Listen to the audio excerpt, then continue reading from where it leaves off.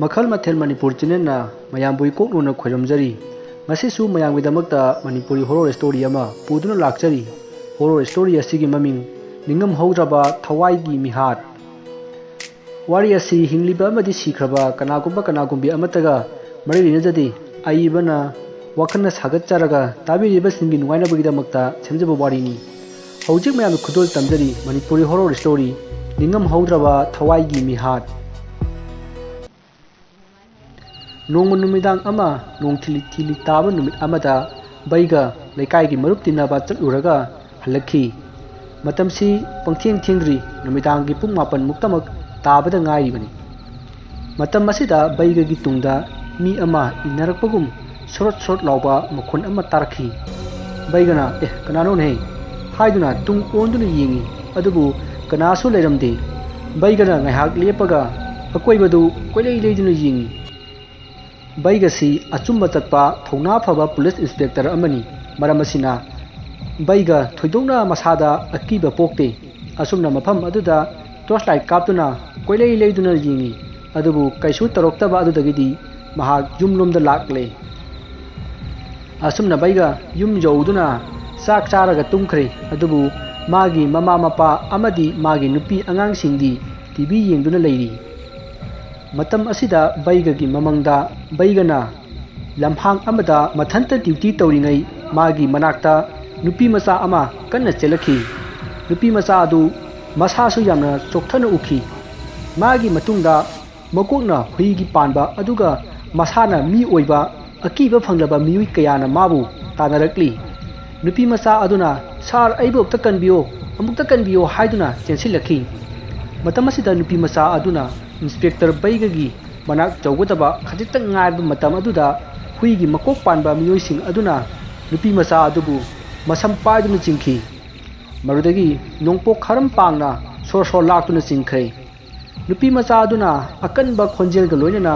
sar aibu takan biu haina hanna laukhi masida baigana kaisu tawdana tawriba matau adubu yengduna ingak nakna laikhi matam asida nupi macha aduna nanthoktuna baigagi manakta chensilai adubu tungda leriba mayam aduna langakpa nungthang amana nupi macha adugi makokta panbadagi laimaida uprak upsilduna ina pungang ngangna takhi masidagi huigi makok panba miyuising aduna nupi macha adugi makong adu paiduna soro singduna pukhre nupi macha aduna sar haiduna machinda murum sonduna asum lapthokhi matam masida baigadu tuminna leirambadagi kanna lawakhi mahangna lawadu taidong thoroktuna tv yingnamba mayamado chensinnarakhi mayamna kaidorage haina hangakpada baigado phamungdagi phukhawkolaktuna magi service gun adu paiduna mapalomda nupi adu thanamu pukhiba yaroi haina lawraga kanna chenthorei leriba mayam aduna mabu khamjilami matam masida baiga wakhal laklei tawriba thokriba thongdok adu magi mamangni haibase mahak gyan laklei matam asida mahakna pariba nongmai adu nokthakta maru ama blank fire tawduna kapkhatkhi matam asida baigagi makhutagi baigagi mapana ibungo nang ngawrabo ha haiduna nongmai ado munkhi masidagi baigana magi nupida mai tage singkita puthorau haibadagi magi nupina ising khara puthораktuna pire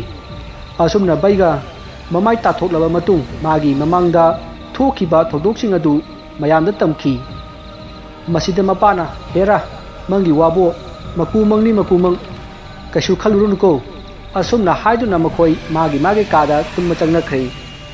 asumna baiga amadi magi nupi angangsing punamak phamung changnarakle asumna mayamdi yamna nungaina tumnakhi adubu baigadi magi mamangda nupi macha aduna aibu kanbiu sar hairapado kalogdaba adugidamak jamna penjaramdi masadu yamna khoirang khoisaunarami masidagi mahak tumba yaraktabadagi mapanda thoktuna mapanda thariba chaukuri aduda phamduna nongdor thakta ngaliba thajabu yengduna magi mamangda thokliba thokdoksing adubu ningsingli matamasida magi tunglomda mi ama lepadongna tawkhi baigana haiphet leithorakpada kanasu leiramdi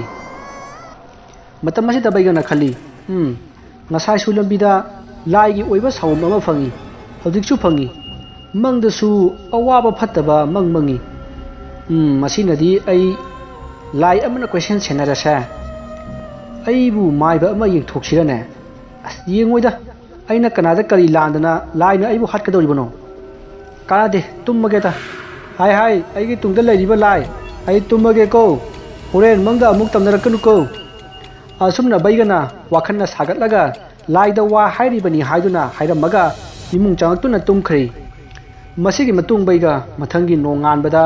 office ꯆꯠꯅꯅꯕ ꯁꯦꯝ ꯁꯥꯔꯤ ꯃꯥꯒꯤ ꯅꯨꯄꯤꯅ ꯍꯥꯏꯔꯛꯏ ꯃꯣꯏꯕ ꯍꯟꯗꯛꯁꯦ ꯀꯩꯅꯣꯝꯃ ꯏꯇꯧ ꯇꯧꯏꯀꯣ ꯆꯠꯊꯣꯛ ꯈꯣꯠꯇꯣꯛꯄꯗꯅꯦ ꯈꯔ ꯆꯦꯛꯁꯤꯟꯅ ꯆꯠꯄꯤꯌꯨꯀꯣ ꯃꯃꯥ ꯑꯩ ꯀꯩꯁꯨ ꯇꯧꯗꯦꯗ ꯀꯩꯁꯨ ꯄꯥꯈꯠꯀꯅꯨꯀꯣ ꯐꯔꯦ ꯑꯩ ꯆꯠꯂꯦꯀꯣ ꯑꯁꯨꯝꯅ ꯕꯩꯒ ꯃꯥꯒꯤ ꯑꯣꯐꯤꯁꯇ ꯂꯥꯛꯈꯤ ꯃꯇꯝ ꯑꯁꯤꯗ ꯕꯩꯒꯅ ꯃꯥꯒꯤ ꯑꯣꯐꯤꯁ ꯌꯧꯔꯛꯄꯗ ꯑꯣꯐꯤꯁꯇꯣ ꯃꯤ ꯃꯌꯥꯝ ꯑꯃ ꯌꯥ ꯂꯥꯡꯗꯨꯅ ꯂꯩꯔꯝꯈꯤ ꯕꯩꯒꯅ ꯄꯔꯄꯞ ꯆꯪꯁꯤꯟꯗꯨꯅ ꯍꯥꯏ ꯀꯩꯗꯧꯔꯒꯦꯅꯦ ꯀꯩꯅꯣ ꯅꯣꯏ ꯑꯣꯐꯤꯁꯁꯤꯗ ꯌꯥ ꯂꯥꯡꯉꯤꯁꯤꯕꯣ ꯍꯥꯏ ꯀꯣꯟꯁꯇꯦꯕꯜ ꯁꯨꯗꯦꯁ ꯀꯩꯗꯧꯔꯦ ꯃꯌꯥꯝ ꯂꯥꯡꯉꯤꯁꯤ ꯀꯩꯒꯤꯅꯣ ꯁꯥꯔ ꯁꯤꯒꯤ ꯅꯨꯄꯤ ꯑꯉꯧꯕꯤꯁꯤꯅ ꯃꯤꯒꯤ ꯏꯃꯨꯡꯒꯤ ꯊꯣꯡꯅꯥꯎꯒꯤ ꯃꯤꯡꯁꯦꯜꯗꯣ ꯊꯨꯒꯥꯏꯔꯝꯕ ꯃꯥꯜꯂꯦ ꯃꯇꯝ ꯑꯁꯤꯗ ꯃꯤꯡꯁꯦꯜ ꯊꯨꯒꯥꯏꯔꯝꯃꯤ ꯍꯥꯏꯔꯤꯕ ꯌꯨꯝ ꯑꯗꯨꯒꯤ ꯃꯤꯑꯣꯏ ꯑꯃꯅ ꯁꯥꯔ ꯃꯁꯤ ꯅꯨꯄꯤꯁꯤ ꯖꯦꯜꯗꯔ ꯀꯩꯅꯣꯝꯃ ꯊꯥꯖꯤꯟꯕꯤꯈ꯭ꯔꯣꯗ ꯃꯥꯅ ꯑꯁꯨꯝꯅ ꯇꯧꯔꯤꯁꯦ ꯃꯁꯤꯡ ꯌꯥꯝꯂꯕ ꯖꯥꯠꯅꯤ ꯐꯅꯁꯨ ꯆꯩ ꯉꯥꯡꯂꯕꯅꯤ ꯁꯣꯛꯍꯟꯅꯦ ꯍꯟꯗꯦꯃꯤ ꯍꯣꯏ ꯀꯩꯅꯣ ꯍꯥꯏꯗꯣ ꯅꯨꯄꯤ ꯑꯁꯤꯅ ꯃꯤ ꯑꯇꯩꯒꯤ ꯂꯩꯔꯤꯕ ꯌꯨꯝꯁꯤꯡꯁꯤꯗꯗꯤ ꯊꯨꯒꯥꯏꯗ꯭ꯔꯒ ꯅꯣꯏꯒꯤꯗꯪ ꯊꯨꯒꯥꯏꯔꯤꯁꯦ ꯃꯔꯝ ꯑꯃꯗꯤ ꯂꯩꯔꯝꯒꯅꯤ ꯃꯔꯝꯗꯨ ꯀꯩꯒꯤꯅꯣ ꯑꯗꯨ ꯁꯦꯡꯅ ꯍꯥꯏꯔꯣ ꯅꯠꯇ꯭ꯔꯗꯤꯕ ꯃꯤꯃꯥꯟꯅꯗ꯭ꯔꯕꯤ ꯅꯨꯄꯤ ꯑꯁꯤꯗ ꯍꯔꯥꯁꯃꯦꯟ ꯇꯧꯏ ꯍꯥꯏꯗꯅꯅꯦ ꯑꯆꯧꯕ ꯀꯦꯁ ꯑꯃ ꯄꯥꯟꯁꯤꯜꯂꯒ ꯅꯪ ꯐꯥꯒꯠꯀꯗꯧꯔꯤꯃꯤ ꯈꯪꯉꯕ ꯑꯁꯨꯝꯅ ꯕꯩꯒꯅ ꯅꯨꯄꯤ ꯑꯗꯨꯒꯤ ꯃꯥꯏꯀꯩꯗ ꯋꯥ ꯉꯥꯡꯈꯤ ꯃꯇꯝ ꯑꯁꯤꯗ ꯐꯝꯃꯒ ꯀꯞꯇꯨꯅ ꯂꯩꯔꯝꯕꯤ ꯅꯨꯄꯤ ꯑꯗꯨꯅ ꯕꯩꯒꯒꯤ ꯃꯅꯥꯛꯇ ꯆꯪꯁꯤꯜꯂꯛꯇꯨꯅ ꯏꯆꯥꯅꯨꯄꯤ ꯄꯤꯌꯨ ꯍꯥꯏꯅ ꯀꯞꯄ ꯍꯧꯔꯛꯏ ꯃꯁꯤꯗ ꯕꯩꯒꯅ ꯅꯨꯄꯤ ꯑꯗꯨꯕꯨ ꯊꯦꯝꯕꯤꯔꯝꯃꯤ ꯑꯃꯗꯤ ꯅꯪꯒꯤ ꯅꯆꯥꯅꯨꯄꯤꯗꯣ ꯁꯣꯏꯗꯅ ꯄꯤꯒꯦꯀꯣ ꯑꯁꯨꯝꯅ ꯍꯥꯏꯗꯨꯅ ꯊꯦꯝꯃꯒ ꯆꯠꯍꯟꯈ꯭ꯔꯦ ꯃꯁꯤꯒꯤ ꯃꯈꯥ ꯇꯥꯔꯛꯄꯗ ꯕꯩꯒꯅ ꯅꯨꯄꯤ ꯑꯗꯨꯅ ꯃꯤꯡꯁꯦꯜ ꯊꯨꯒꯥꯏꯔꯝꯃꯤꯕ ꯏꯃꯨꯡ ꯑꯗꯨꯗ ꯋꯥꯍꯪ ꯍꯪꯉꯛꯈꯤ ꯀꯩꯅꯣ ꯅꯨꯄꯤ ꯑꯁꯤꯅ ꯏꯆꯥꯅꯨꯄꯤ ꯄꯤꯌꯨ ꯍꯥꯏꯁꯦ ꯀꯃꯥꯏꯅ ꯇꯧꯕꯅꯣ ꯕꯩꯒꯒꯤ ꯋꯥꯍꯪꯗꯨ ꯌꯨꯝꯕꯨꯒꯤ ꯃꯤꯑꯣꯏꯁꯤꯡ ꯑꯗꯨꯅ ꯈꯨꯝꯐꯝ ꯈꯪꯗꯅ ꯂꯩꯔꯤꯉꯩ ASI ꯈꯥꯕ ꯆꯪꯁꯤꯜꯂꯛꯇꯨꯅ ꯍꯥꯏꯔꯛꯏ ꯁꯥꯔ ꯅꯨꯄꯤ ꯑꯁꯤꯒꯤ ꯃꯆꯥꯅꯨꯄꯤꯗꯣ ꯕꯥꯔꯗꯦ ꯑꯃ ꯆꯠꯄꯗ ꯑꯦꯛꯁꯤꯗꯦꯟ ꯊꯣꯛꯄꯗꯒꯤ ꯂꯩꯈꯤꯗ꯭ꯔꯕꯅꯤ ꯑꯗꯣ ꯃꯃꯥꯁꯦ ꯄꯥꯎꯗꯨ ꯇꯥꯕꯗꯒꯤ ꯑꯗꯨꯝ ꯋꯥꯈꯜ ꯆꯣꯏꯈ꯭ꯔꯕꯅꯤ ꯁꯥꯔ ꯑꯗꯨꯗꯒꯤꯅꯤ ꯃꯥꯅ ꯏꯆꯥꯅꯨꯄꯤ ꯄꯤꯌꯨ ꯍꯥꯏꯗꯅ ꯃꯤ ꯈꯨꯗꯤꯡꯒꯤꯅꯤ ꯃꯥꯅ ꯑꯁꯨꯝꯅ ꯇꯧꯔꯤꯁꯦ ꯁꯥꯔ ꯁꯥꯔ ꯃꯥꯅ ꯃꯤꯉꯣꯟꯗ ꯅꯨꯡ ꯊꯣꯝꯃꯝꯕꯒꯤ ꯃꯀꯣꯛ ꯀꯥꯏꯕꯒꯤ ꯀꯦꯁ ꯒꯥꯔꯤ ꯕꯥꯏꯛ ꯃꯩ ꯊꯥꯗꯣꯛꯑꯝꯕꯒꯤ ꯀꯦꯁ ꯌꯥꯝ ꯂꯥꯛꯈ꯭ꯔꯕꯖꯥꯠꯅꯤꯗ ꯁꯥꯔ ꯑꯁꯨꯝꯅ ASI ꯈꯥꯕꯅ ꯍꯥꯏꯔꯤꯕ ꯋꯥꯐꯝꯁꯤꯡ ꯑꯗꯨ ꯇꯥꯕꯗ ꯕꯩꯒ ꯌꯥꯝꯅ ꯅꯨꯡꯉꯥꯏꯔꯝꯗꯦ ꯃꯁꯤꯒꯤ ꯃꯇꯨꯡ ꯁ꯭ꯇꯦꯁꯟ ꯑꯗꯨꯗ ꯂꯩꯔꯤꯕ ꯃꯌꯥꯝ ꯑꯗꯨ ꯃꯌꯨꯝꯗ ꯍꯟꯅꯈ꯭ꯔꯦ ꯕꯩꯒꯁꯨ ꯃꯥꯒꯤ ꯀꯥꯗ ꯆꯪꯈ꯭ꯔꯦ ꯑꯁꯨꯝꯅ ꯃꯇꯝꯗꯣ ꯍꯧꯈ꯭ꯔꯦ ꯃꯁꯤꯒꯤ ꯃꯇꯨꯡ ꯅꯨꯃꯤꯠ ꯑꯗꯨꯒꯤ ꯅꯨꯃꯤꯗꯥꯡꯗ ꯅꯅꯥꯎ ꯇꯦꯝꯕ ꯀꯥꯄꯤꯜ ꯑꯃꯗꯤ ꯍꯦꯝꯆꯟꯗ꯭ꯔ ꯃꯈꯣꯏ ꯃꯔꯤ ꯕꯦꯂꯥꯝ ꯄꯥꯔꯇꯤ ꯊꯝꯕ ꯒꯣꯗꯥꯎꯟ ꯑꯃꯗ ꯌꯨ ꯊꯛꯇꯨꯅ ꯄꯥꯔꯇꯤ ꯇꯧꯔꯤ ꯃꯇꯝ ꯑꯁꯤ ꯅꯨꯃꯤꯗꯥꯡꯒꯤ ꯄꯨꯡ 9:30 ꯇꯥꯁꯤꯜꯂꯛꯂꯕꯅꯤ ꯃꯈꯣꯏꯁꯨ ꯌꯨꯁꯨ ꯐꯖꯅ ꯉꯥꯎꯅꯔꯤ ꯑꯗꯨꯒ ꯋꯥꯁꯨ ꯖꯥꯠ ꯉꯥꯡꯅꯔꯛꯏ ꯃꯇꯝ ꯑꯁꯤꯗ ꯅꯅꯥꯎꯅ ꯚꯥꯏ ꯃꯌꯥꯝ ꯑꯩꯈꯣꯏ ꯁ꯭ꯋꯥꯏꯁꯤꯗꯅꯦ ꯂꯤꯐꯠ ꯆꯠꯂꯤꯕ ꯃꯤꯃꯤꯆꯥꯒꯤ ꯃꯃꯥꯗꯣ ꯃꯗꯨꯁꯨ ꯑꯝꯇꯪ ꯂꯣꯏꯁꯤꯟꯗꯕ ꯌꯥꯔꯔꯣꯏꯅꯦ ꯃꯥꯅ ꯃꯔꯝ ꯑꯣꯏꯔꯒ ꯑꯩꯈꯣꯏꯅ ꯍꯥꯠꯈꯤꯕ ꯃꯤꯃꯤꯆꯥꯒꯤ ꯂꯪꯂꯥ ꯂꯪꯖꯤꯟ ꯁꯣꯏꯗꯅ ꯈꯪꯂꯛꯂꯕꯗꯤ ꯀꯝꯗꯧꯅꯤ ꯃꯁꯤꯗ ꯀꯥꯄꯤꯜꯅ ꯑꯔꯦ ꯚꯥꯏ नखोई अदुगीदमक कुरीगी मथाई वारे माबु हाटपगी वरदी आई ngasi hekta तौरेबको मखोई अनिना हाइनरिबा वा अदुगी मरक थतना तेमना हाइरई ngai खोदबया कापिल नंगना मरोलमा हाट पतुपगी वारी ngakta मिमिचा सु सिजरोदबने नंगना कारण ताबदगी नत्रो सिख्रिदो वखलदो खर खलगा ना थबक तो नोय मयांगी तातो हयेंग पुलिस की लोकअपतदी यारोइको बाप तो खर ताव अरे सुट ओसे नंग पंगनिना अखोइना मथा सारे नंग कैसु खंग्रे हाइब इंदब मी खुदिमा आइदि लोइना हालेबा अदुना मिमिसासु आइना हाइब याद्रे मा सिरे कुरि तोरे अदु नंगना मा हाले हयेंग खंगनरादि नंग नथन फारोइने अखोइसु फागे हाइनिने जी अपंग नंग फादना असिंग बाई फागद्रा चाबदी नंग सु यावरे अदुगा करिगे ओनो ओनचिन खोंगले ꯑꯣ ꯕꯌꯥꯅ ꯍꯥꯏꯁꯤꯗꯤ ꯅꯪꯒꯤ ꯃꯍꯩ ꯃꯆꯨꯝ ꯈꯔ ꯆꯥꯕꯁꯤꯗ ꯅꯪꯅ ꯑꯩꯈꯣꯏꯁꯦ ꯍꯨꯏ ꯑꯣꯏꯅ ꯎꯕꯒꯤ ꯋꯥꯅꯤꯅꯦ ꯍꯥ ꯑꯗꯨ ꯎꯔꯦꯕ ꯑꯩꯗꯤ ꯍꯦ ꯃꯌꯥꯡ ꯉꯁꯤꯗꯒꯤ ꯑꯩ ꯅꯪꯒ ꯄꯨꯜꯂꯔꯣꯏ ꯃꯤꯅꯥꯏ ꯃꯆꯥ ꯑꯁꯨꯝꯅ ꯀꯥꯄꯤꯜ ꯑꯃꯗꯤ ꯇꯦꯝꯕ ꯃꯈꯣꯏ ꯑꯅꯤ ꯈꯟꯅꯔꯛꯄ ꯑꯗꯨꯗ ꯅꯅꯥꯎ ꯑꯃꯗꯤ ꯍꯦꯝꯆꯟꯗ꯭ꯔꯅ ꯈꯥꯝꯂꯝꯃꯤ ꯑꯗꯨꯕꯨ ꯇꯦꯝꯕꯗꯤ ꯁꯥꯎꯗꯨꯅ ꯃꯐꯝ ꯑꯗꯨ ꯊꯥꯗꯣꯛꯇꯨꯅ ꯍꯥꯏꯔꯪ ꯆꯠꯈ꯭ꯔꯦ ꯃꯁꯤꯗ ꯍꯦꯝꯆꯟꯗ꯭ꯔꯅ ꯑꯁ ꯅꯣꯏ ꯁꯤꯗꯤꯕ ꯀꯔꯟ ꯌꯥꯝ ꯇꯥꯅꯩꯍꯦ ꯀꯩꯁꯨ ꯅꯠꯇꯕ ꯋꯥꯒꯤꯗꯨꯕꯨ ꯅꯣꯏ ꯁꯤꯗꯤꯕ ꯑꯔꯦ ꯍꯦꯃꯆꯟꯗ꯭ꯔ ꯋꯥꯐꯝ ꯑꯁꯤꯗ ꯑꯩ ꯀꯔꯤꯗ ꯂꯥꯟꯕ ꯑꯣꯏꯔꯦ ꯀꯔꯤꯗ ꯂꯥꯟꯕ ꯑꯣꯏꯔꯦ ꯑꯁ ꯌꯥꯔꯁꯦ ꯕꯌꯥ ꯇꯣꯛꯑꯁꯤ ꯁꯤꯒꯤ ꯋꯥꯁꯦ ꯅꯣꯏ ꯂꯩꯔꯝꯃꯣ ꯑꯩ ꯊꯦꯝꯃꯒꯅꯦ ꯄꯨꯁꯤꯜꯂꯛꯀꯦꯀꯣ ꯑꯁꯣꯝꯅ ꯍꯦꯝꯆꯟꯗ꯭ꯔꯁꯨ ꯇꯦꯝꯕꯕꯨ ꯀꯧꯕ ꯂꯥꯛꯈꯤ ꯑꯁꯣꯝꯗ ꯁꯥꯎꯗꯨꯅ ꯆꯠꯈꯤꯕ ꯇꯦꯝꯕ ꯒꯣꯗꯥꯎꯟ ꯑꯗꯨꯒꯤ ꯒꯦꯠ ꯌꯧꯔꯛꯂꯦ ꯃꯇꯝ ꯑꯁꯤꯗ ꯅꯨꯄꯤ ꯑꯃꯅ ꯐꯝꯂꯒ ꯀꯞꯄꯒ ꯂꯩꯔꯝꯈꯤ ꯃꯗꯨꯗ ꯇꯦꯝꯕꯅ ꯍꯦ ꯀꯅꯥꯅꯣ ꯑꯗꯨꯗ ꯀꯞꯄꯤꯗꯣ ꯀꯅꯥꯅ ꯀꯩꯗꯧꯔꯒꯦ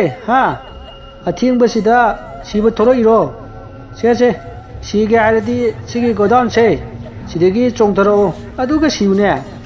ꯑꯁꯨꯝꯅ ꯇꯦꯝꯕꯅ ꯋꯥ ꯍꯥꯏꯔꯤꯉꯩ ꯅꯨꯄꯤ ꯑꯗꯣ ꯃꯃꯥꯏ ꯅꯣꯡꯈꯠꯂꯛꯂꯦ ꯑꯗꯨꯒ ꯍꯥꯏꯔꯛꯏ ꯗꯗꯥ ꯑꯩꯒꯤ ꯃꯇꯦꯡ ꯑꯝꯇ ꯄꯥꯡꯕꯤꯌꯣ ꯑꯩꯒꯤ ꯏꯃꯥꯟꯅꯕꯤ ꯑꯃ ꯒꯥꯔꯤꯅ ꯊꯣꯝꯕꯗꯒꯤ ꯑꯁꯤꯗ ꯁꯣꯛꯇꯨꯅ ꯂꯩꯍꯧꯔꯦ ꯑꯝꯇ ꯃꯇꯦꯡ ꯄꯥꯡꯕꯤꯌꯣ ꯗꯗꯥ ꯑꯁꯨꯝꯅ ꯅꯨꯄꯤ ꯑꯗꯨꯅ ꯍꯥꯏꯔꯛꯄꯗꯒꯤ ꯇꯦꯝꯕ ꯅꯨꯄꯤ ꯑꯗꯨꯒꯤ ꯃꯇꯨꯡ ꯏꯟꯅꯗꯨꯅ ꯂꯥꯛꯈꯤ ꯃꯈꯣꯏ ꯑꯅꯤꯅ ꯑꯁꯨꯝ ꯂꯥꯛꯄꯗ ꯌꯨꯝ ꯑꯃ ꯊꯦꯡꯅꯔꯦ ꯃꯁꯤꯗ ꯇꯦꯝꯕꯅ ꯀꯔꯥꯏꯅꯣ ꯅꯪꯅ ꯅꯃꯥꯟꯅꯕꯤ ꯑꯃ ꯒꯥꯔꯤꯅ ꯊꯣꯝꯕꯗꯒꯤ ꯁꯣꯛꯍꯧꯋꯤ ꯍꯥꯏꯔꯒ ꯀꯩꯒꯤꯅꯣ ꯌꯨꯝꯁꯤꯗ ꯆꯪꯉꯤꯁꯤꯕꯣ ꯃꯁꯤꯗ ꯅꯨꯄꯤ ꯑꯗꯨꯅ ꯍꯥꯏꯔꯛꯏ ꯗꯗꯥ ꯏꯃꯥꯟꯅꯕꯤꯗꯣ ꯌꯨꯝꯁꯤꯗ ꯂꯩꯍꯧꯕꯅꯦ ꯑꯗꯨꯒꯤꯅꯦ ꯆꯪꯉꯤꯁꯦ ꯃꯅꯨꯡꯗ ꯆꯪꯁꯤꯜꯂꯛꯑꯣ ꯗꯗꯥ ꯇꯦꯝꯕꯁꯨ ꯍꯣꯏ ꯍꯥꯏꯗꯨꯅ ꯆꯪꯁꯤꯜꯂꯛꯂꯦ ꯃꯇꯝ ꯑꯁꯤꯗ ꯍꯪꯒꯄꯥꯜ ꯃꯆꯨꯒꯤ ꯐꯅꯦꯛ ꯁꯦꯠꯄꯤ ꯅꯨꯄꯤ ꯑꯃ ꯃꯃꯥꯏ ꯑꯗꯨ ꯎꯞꯁꯤꯟꯗꯨꯅ ꯌꯨꯝ ꯃꯅꯨꯡ ꯑꯗꯨꯒꯤ ꯐꯛ ꯑꯃꯗ ꯂꯩꯔꯝꯈꯤ ꯅꯨꯄꯤ ꯑꯗꯨꯒꯤ ꯁꯑꯣꯡ ꯁꯥꯕꯥꯟ ꯑꯃꯗꯤ ꯐꯅꯦꯛ ꯑꯗꯨ ꯎꯔꯨꯕꯗ ꯇꯦꯝꯕ ꯃꯁꯥꯗꯨ ꯏꯍꯩ ꯍꯩꯅꯗꯕ ꯑꯃ ꯐꯥꯎꯔꯛꯈꯤ ꯇꯥꯟꯖꯥ ꯑꯁꯤꯗ ꯃꯥꯕꯨ ꯄꯨꯔꯛꯂꯤꯕ ꯅꯨꯄꯤ ꯑꯗꯨꯅ ꯗꯥ ꯏꯃꯥꯟꯅꯕꯤꯗꯣ ꯑꯁꯤꯗ ꯂꯩꯔꯦ ꯑꯝꯇ ꯃꯇꯦꯡ ꯄꯥꯡꯕꯤꯌꯣ ꯍꯥꯏꯅ ꯍꯥꯏꯔꯝꯃꯒ ꯅꯨꯄꯤ ꯑꯗꯣ ꯆꯠꯈꯔꯦ ꯃꯇꯝ ꯑꯁꯤꯗ ꯇꯦꯝꯕ ꯕꯥꯞꯃꯦꯟ ꯑꯃ ꯏꯇꯥ ꯇꯥꯈꯤꯗꯦ ꯇꯧꯔꯤꯕ ꯊꯕꯛꯁꯤ ꯀꯔꯤꯅꯣ ꯍꯥꯏꯕ ꯃꯍꯥꯛ ꯀꯣꯛ ꯉꯥꯎꯔꯝꯃꯤ ꯃꯁꯤꯗ ꯇꯦꯝꯕꯅ ꯃꯥꯒꯤ ꯃꯃꯥꯡꯗ ꯎꯞꯁꯤꯟꯗꯨꯅ ꯂꯩꯔꯤꯕ ꯅꯨꯄꯤ ꯑꯗꯨꯒꯤ ꯃꯅꯥꯛꯇ ꯇꯞꯅ ꯆꯪꯁꯤꯜꯂꯛꯏ ꯑꯗꯨꯒ ꯅꯨꯄꯤ ꯑꯗꯨꯒꯤ ꯁꯌꯦꯡꯗ ꯄꯥꯏꯗꯨꯅ ꯃꯁꯥ ꯑꯗꯣ ꯂꯣꯡꯊꯣꯛꯂꯨꯔꯦ ꯃꯇꯝ ꯑꯁꯤꯗ ꯅꯨꯄꯤ ꯑꯗꯨ ꯃꯤꯃꯤꯆꯥ ꯑꯣꯏꯔꯝꯈꯤ ꯇꯦꯝꯕ ꯃꯤꯃꯤꯆꯥ ꯑꯣꯏꯔꯝꯕꯗꯒꯤ ꯃꯁꯥ ꯑꯗꯨ ꯄꯥꯈꯠꯇꯨꯅ ꯐꯨꯛ ꯍꯧꯒꯠꯂꯒ ꯆꯦꯟꯅꯕ ꯍꯣꯠꯅꯔꯛꯄꯗ ꯊꯣꯡ ꯑꯗꯨꯗ ꯉꯁꯥꯏ ꯃꯥꯕꯨ ꯄꯣꯔꯛꯑꯝꯕ ꯅꯨꯄꯤ ꯑꯗꯨ ꯃꯀꯣꯛꯅ ꯂꯩꯃꯥꯏꯗ ꯅꯣꯟꯊꯔꯒ ꯌꯥꯟꯗꯨꯅ ꯂꯩꯔꯝꯈꯤ ꯃꯗꯨ ꯎꯔꯨꯕꯗꯒꯤ ꯇꯦꯝꯕ ꯌꯨꯝ ꯃꯅꯨꯡ ꯑꯗꯨꯗ ꯀꯣꯏꯆꯦꯟ ꯆꯦꯟꯗꯨꯅ ꯑꯩꯕꯨ ꯀꯟꯕꯤꯌꯨ ꯍꯥꯏꯅ ꯀꯣꯏꯂꯥꯎ ꯂꯥꯎꯔꯤ ꯇꯥꯟꯖꯥ ꯑꯁꯤꯗ ꯂꯩꯃꯥꯏꯗ ꯂꯩꯔꯤꯕ ꯃꯤꯃꯤꯆꯥ ꯇꯞꯅ ꯍꯧꯒꯠꯂꯛꯂꯦ ꯑꯗꯨꯒ ꯇꯦꯝꯕꯒꯤ ꯃꯅꯥꯛꯇ ꯇꯞꯅ ꯆꯪꯁꯤꯜꯂꯛꯂꯦ ꯃꯁꯤꯗꯒꯤ ꯇꯦꯝꯕꯅ कन्ना लाउरगा युम अदुगी थोंगरोमदा अमुक चेंथोरखी मतम अदुदा ngасai यालहौबा नुपी अदो अमुक यालमद्रे असुमना तेंबा मागी ममानबसिंगना लेहौरिबा गोडाउन अदुदा चेलखी असुमना तेंबना गोडाउन अदुगी मथकलोमदा परप्रप चेखलकपदा कापिल नाव अमदी हेमचंद्र मखोय यु थक्तुना लेरमी मदुदा चेंसिनदुना तेंबना माना थेंगनरिबा पाव खुदिमक तमखी अदुबु मखोय अहुमना कैसो नाचुंगदना फमलगा लैखी तांजा असिदा तेंबना हेमचंद्रगी मकुट अदु उरखी हेमचंद्रगी मकुटा सीरीबा खुजी अदु मिमिचागी मकुट सीखिबा खुजी अदुनी मसिदगी तेंबना हेमचंद्रगी ममाय अदु येंगलुबदा मिमिचा ओरमले तेंबा मिमिचागी पल्ली पल्ली तौरबा मखजागी सरु अदुसु उतुपना थाबदगी तेगलगा कापथोकपदौना सरु कापथोकलगा लैरंबा सक्तम अदु उरुबदगी कन्ना लाउरगा मखारोमदा चेननबा होनरई मतम असिदा मखारोमदा नुपी अमा मखुता थाक अमा पायरगा तमना काखलखी मधु उबदगी तेंबा मथकी फ्लोर अदुदा क्वेचेन चेनखी ताजा असिदा गोदान अदुगी थालिबा ब्लब अदो मुटखरे तेंबा चेनफम खंखिद्रे तांजा असिदा तेंबगी मतुंगदा मिमिचाना कन्ना नोकलगा तेंबा नंगी मतम लोयरबने असुमना हायरगा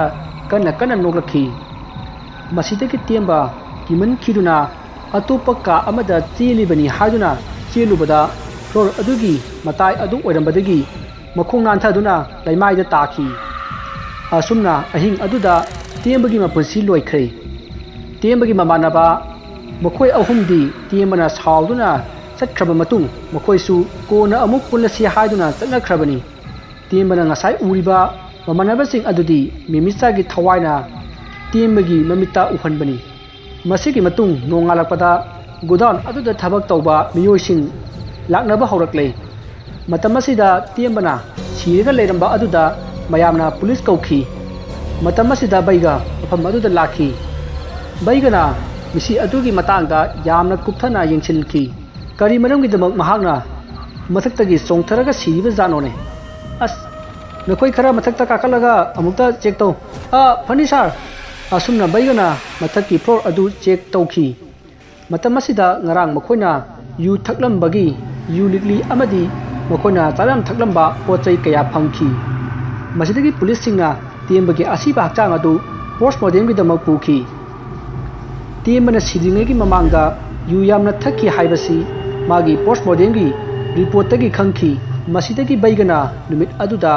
maga kana yu thakminai haibasi thiba hauki tiembaga toina punba makhoi mamanaba ahum haibadi nanaw hemchandra amadi kapilbu police na phagatuna ihang pahong tawki matamasida makhoi ahumna hairami sar aikhoiga maga numitu punbudi pulle aduga sar aikhoina thakpa chaba loiraga magi yumda adum chanare masigi matung kanana kari tawkhraba kanana yum jawdriba haibadu khangdre sar asumna makhoi ahumna police ta haibadagi policing aduna makhoibu thadorakhi makhoi ahumna police station adudagi thorakpadu ngasai migi yumgi michal thugairamba nupi aduna yamna munna yenglaga kanna nokhi nupi aduna nokhoi loinamak ai icha nupina amamam to oina halallagani asumna haiduna kanna nokli wari asigi ahanba saru matang asida lojare mathangi alisuba saru mayam punna mu ngaiminarasi wari asida soikhiblan kibe yawrabasu tabiri bisingna pukchal chauna ngakpigani